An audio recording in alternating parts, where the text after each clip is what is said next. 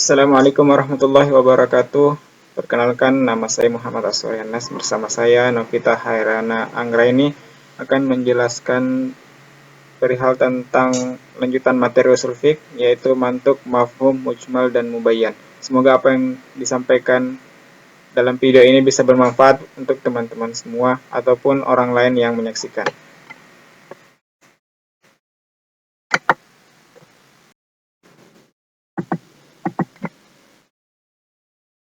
Pertama yaitu kita akan membahas pengertian dari mantuk dan mafhum.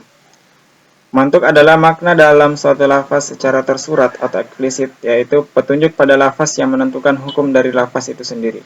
Biasanya dalam suatu ayat itu sudah terdapat maknanya secara teks, maka itu akan menjadi makna dari lafaz tersebut, dari ayat tersebut.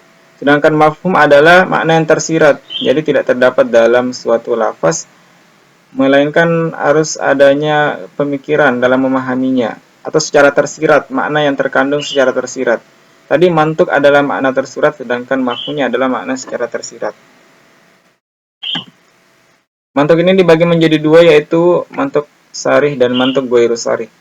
Mantuk sarih secara bahasa mengandung makna sesuatu yang diucapkan secara tegas, sedangkan secara istilah, sesuai yang dikemukakan oleh Mustafa Said Al-Khin, yaitu makna secara tegas yang ditunjukkan oleh suatu lafaz sesuai dengan penciptaan baik secara penuh maupun berupa bagiannya. Contohnya misalnya dalam Quran surah An-Nisa ayat 3, "Fankihu ma taba 'alaikum masna wa thulatsa wa ruba'." Diperbolehkannya menikah lebih dari satu wanita atau satu istri. Boleh 2, 3, maksimal 4. Akan tetapi secara makna keseluruhan di sini harus dipahami boleh asalkan kita harus berlaku adil di antara mereka. Kemudian ada pun mantuk ghairu sarih, yaitu pengertian yang bukan ditarik dari satu makna asli lafaz, melainkan dari adanya konsekuensi dari suatu ucapan. Dan mantuk ghairu sarih ini sendiri terbagi menjadi 3. Yang pertama yaitu dalalat al-ima. Dalalah al-ima adalah makna yang tidak ditunjukkan dalam suatu lafaz, melainkan diserap secara logis karena menyebutkan suatu hukum langsung dari suatu peristiwa atau sifat. Misalnya dalam hadis riwayat Tirmizi dari Sa'id bin Zaid bahwa Rasulullah Shallallahu Alaihi Wasallam bersabda, barang siapa yang menghidupkan atau mulai mengolah tanah yang sudah mati, maka tanah itu menjadi miliknya. Jadi di sini untuk memahami hadis ini bahwa jikalau ingin menjadi hak milik dari tanah tersebut, ini ada illatnya. Illatnya yaitu mereka harus menghidupkan lahan tersebut atau mulai mengelola lahan tersebut. Jikalau sudah menghidupkan lahan tersebut, mengelola lahan tersebut, maka boleh menjadi hak miliknya. Kemudian adalah dalalat al-isyarat. Dalalat al-isyarat adalah suatu pengertian yang ditunjukkan dari segi redaksi, namun tidak menunjukkan pengertian asli, melainkan dari suatu kemestian atau konsekuensi dari hukum yang ditunjukkan dari redaksi tersebut. Dalam hal ini dapat dipahami bahwasanya dalalat al-isyarat dianggap sebagai hukum mantuk secara tidak tegas. Contohnya misalnya dalam Quran surah Al-Ahqaf ayat 15, di sini ada perintah menyusui, itu lamanya 3 bulan, sedangkan dalam Quran surah Luqman ayat 14, di sini dalam hal menyusui lamanya adalah 2 tahun atau 24 bulan. Jadi dalam kedua hadis tersebut, salah satu di antaranya tidak bisa dijadikan patokan dalam mendefinisikan suatu makna. Akan tetapi ternyata ada kandungan, ada ayat lain yang menjadi penegas atau yang memberikan definisi lain. Jadi tidak bisa berpatokan pada satu ayat saja. Kemudian dalalat al-iqtida. Dalalat al-iqtida adalah pemahaman makna dalam suatu lafaz secara tersirat pada redaksi tertentu, akan tetapi tidak bisa dipahami secara lurus, melainkan harus dengan adanya penyisipan. Jadi untuk memahami hadis ini, misalnya dalam hadis Rasulullah SAW dari Abu Dzar Al-Ghifari, Rasulullah Shallallahu Alaihi Wasallam bersabda, sesungguhnya Allah mengangkat dari umatku tersalah, lupa, dan keterpaksaan. Kalau dipahami secara tekstual bahwa hadis ini dipahami bahwa umatnya Nabi Muhammad itu tersalah, lupa, dan keterpaksaan, sehingga menimbulkan pemahaman yang kurang benar. Sehingga hal ini harus diluruskan atau harus adanya kata sisipan yang menjadi pelurus, yang meluruskan makna dari hadis tersebut. Contohnya, misalnya dengan menambahkan kata dosa atau kata hukum, sehingga berubahlah makna hadis ini menjadi Sesungguhnya Allah mengangkat dari umatnya Nabi Muhammad dalam kurung dosa, mengangkat dosa dari umat Nabi Muhammad Sallallahu Alaihi Wasallam diakibatkan karena tersalah atau karena lupa atau karena keterpaksaan. Jadi sudah bisa dipahami secara jelas jikalau ada kata-kata sisipannya di sini. Sedangkan pembagian dari mafhum mukhalafah itu dibagi menjadi dua. Yang pertama, fahwal alkitab.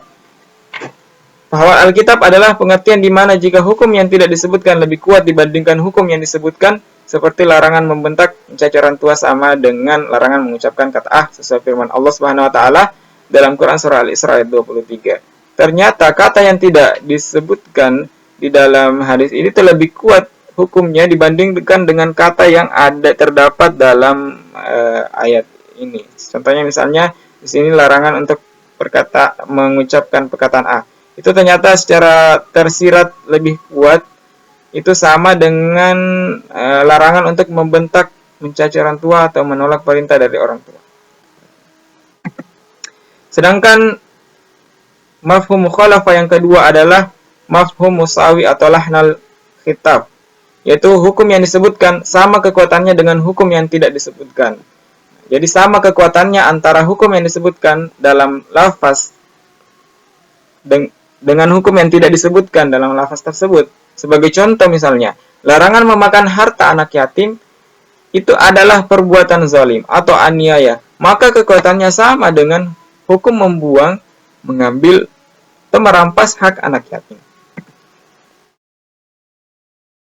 Untuk memperkuat di sini, menurut jumhur ulama usul fiqh sebagaimana yang dinukil oleh Said Al-Khin, mendefinisikan mafhum mukhalafah adalah penunjukan lafal atas tetapnya hukum kebalikan dari yang tersurat ketika ternafinya suatu persyaratan. Mafhum mukhalafah didapati pada objek hukum yang dikaitkan dengan sifat syarat, batasan waktu atau jumlah bilangan tertentu. Apabila kaitan tersebut terlepas dari objek hukum, maka menurut mayoritas ulama usul fikih dapat dijadikan hukum. Akan tetapi menurut Hanafiyah, dari kalangan Hanafiyah ini mafhum mukhalafah ini tidak bisa dijadikan landasan hukum karena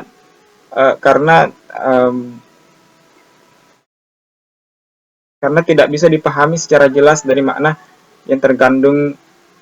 Misalnya dalam hal ini yang menjelaskan tentang larangan riba yang berlipat ganda dalam Al-Quran. Ada larangan riba yang berlipat ganda. Jadi secara implisit ya dapat dipahami bahwa untuk riba yang tidak digandakan maka halal. Jadi ini tidak bisa dipahami, tidak boleh dijadikan sebagai landasan hukum. Sedangkan menurut mayoritas ulama sendiri, baik itu riba yang digandakan ataupun riba yang tidak digandakan, itu semuanya ketetapannya atau kedudukannya sama dalam hukum, tetap tidak diperbolehkan. Menurut mayoritas ulama, mafhum mukhalafah dapat dijadikan dalil asalkan penyebutan sifat, syarat, batas, waktu, dan jumlah bilangan bukan untuk tujuan pembentukan tasyri'. Contohnya, mafhum mukhalafah dalam hadis riwayat Bukhari dari Anas yang menceritakan keterangan Rasulullah tentang zakat binatang ternak. Kemudian selanjutnya akan dilanjutkan oleh presentator selanjutnya. Assalamualaikum warahmatullahi wabarakatuh. Di sini saya akan menjelaskan mengenai mujmal. Di sini saya melanjutkan penjelasan dari Mas Aswar. Yang pertama itu mujmal ditinjau secara etimologi. Kata mujmal itu berarti suatu keraguan yang belum pasti, seperti suatu perkara yang masih butuh penjelasan lebih lanjut. Menurut ulama Hanifiyah sendiri, lafal yang mujmal itu merupakan lafal yang tidak memiliki kejelasan dari lafal itu sendiri, seperti rincian dan kejelasannya itu tidak diketahui, melainkan dari pembuat syariat itu sendiri. Jadi lafal mujmal itu lafal yang penjelasannya itu masih global atau meluas, jadi belum sempat sampai terinci, sehingga butuh penjelasan dari luar untuk memahami lafal mujmal ini sendiri. Nah, itu menurut ulama Syafi'iyah, yaitu dari Abu Ishaq al-Shirazi, mengartikan mujmal itu merupakan lafal yang tidak memiliki kejelasan arti, sehingga jika ingin memahaminya itu harus menggunakan kejelasan dari luar. Seperti itu. Yang kedua adalah sebab suatu lafal itu menjadi mujmal. Dilihat dari penyebab kemujmalannya, lafal mujmal itu terbagi menjadi 3 macam. Yang pertama, itu dalam lafal mujmal ini memiliki makna yang masih global atau lebih dari satu. Jadi tidak ada makna yang menentukan untuk diketahui atau memiliki kata lain atau lafal musyarak.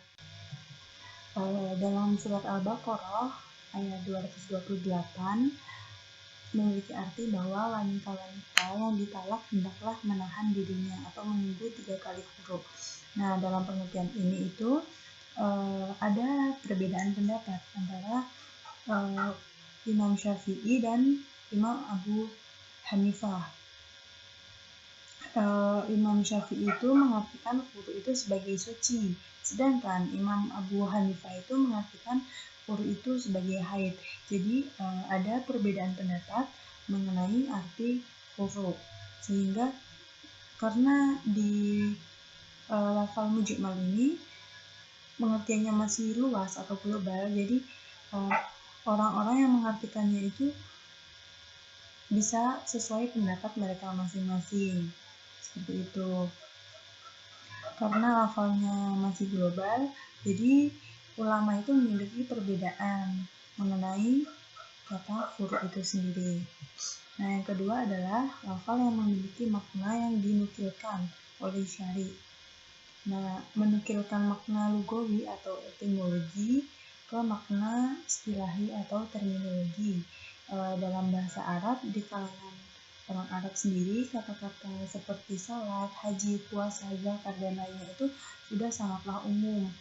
Sehingga ketika lafal mujmal itu tanpa adanya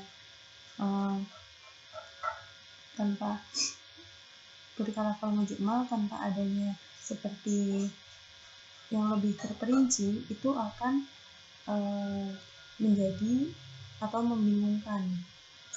Seperti dalam kata-kata salat itu, karena salat itu kan maknanya sangat luas, seperti ada tata caranya, terus seperti ada syarat-syaratnya, dan lain sebagainya.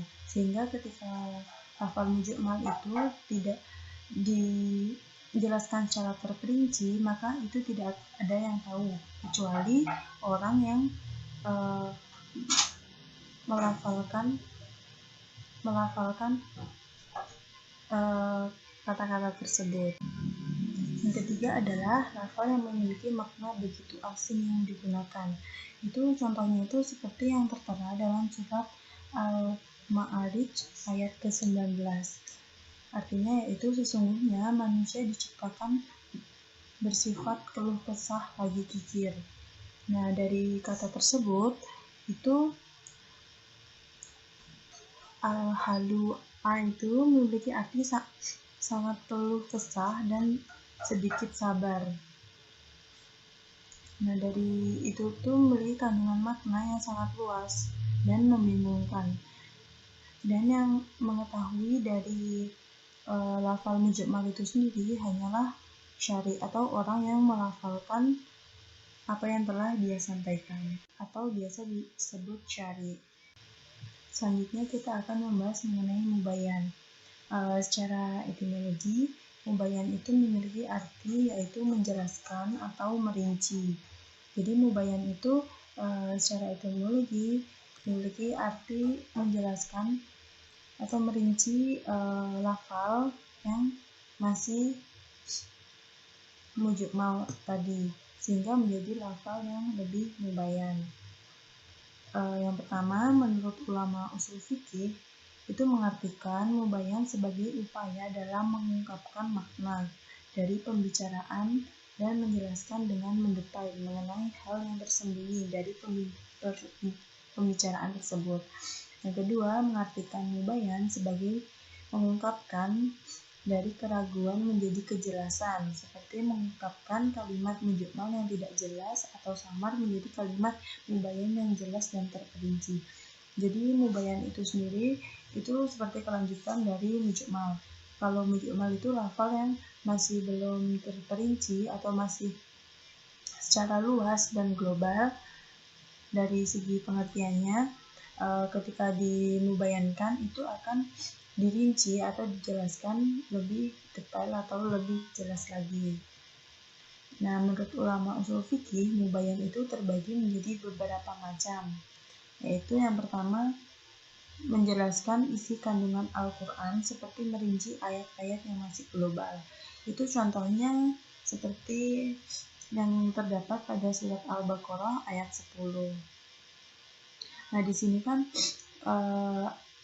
ayat atau lafal mujmal itu tertera di sini dan artinya dirikanlah salat dan tunaikanlah zakat. Itu kan ayat mujmal. Nah, di sini akan diartikan dirinci lagi menjadi lafal yang mubayyan seperti dan dirikanlah salat. Kalau salat itu kan cuma satu kata yang beribu makna. Nah, di sini kalau dimubayyankan seperti apa itu syariat-syariatnya salat, terus apa yang membatalkan salat, terus bagaimana tata cara melaksanakannya. Jadi seperti itu. Yang kedua adalah membuat aturan tambahan atas suatu kewajiban yang sudah tertera dalam Al-Quran. Itu contohnya seperti penggunaan li'an. Nah, penggunaan li'an itu kita bisa ambil contoh seperti suami yang menuduh istrinya berselingkuh, tetapi istrinya itu tidak mengakui bahwa dia itu berselingkuh. Nah, saat diperkarakan, suami itu harus dapat membawa 4 orang saksi atau 4 orang yang mengetahui bahwa istrinya itu berselingkuh. Tetapi jika si suami itu tidak dapat membawa 4 orang saksi tersebut, maka dia itu harus melakukan li'an atau seperti sumpah menggantikan 4 orang. Jadi melakukan sumpah 5 kali, yang 4 kali itu untuk menggantikan saksi tersebut, dan yang pertama itu untuk yang terakhir itu dia harus berkata demi Allah bahwa ketika dia berdusta, laknat Allah itu akan menyertainya, seperti itu. Dan begitu pun kepada istrinya jika dia itu memang benar-benar tidak melakukannya atau menolak tuduhan dari sang suami tersebut. Yang ketiga adalah menetapkan hukum yang belum disinggung dalam Al-Quran, seperti yang tertera dalam hadis riwayat Al-Nasai dari Abu Hurairah bahwa Rasulullah itu menyebutkan kita semua itu diharamkan memakan buruan yang memiliki taring dan burung yang memiliki cakar. Jadi itu sudah menetapkan hukum yang belum disinggung di dalam Al-Quran. Sekian penjelasan dari kelompok kami. Jika ada kurang lebihnya mohon maaf. Wassalamualaikum warahmatullahi wabarakatuh.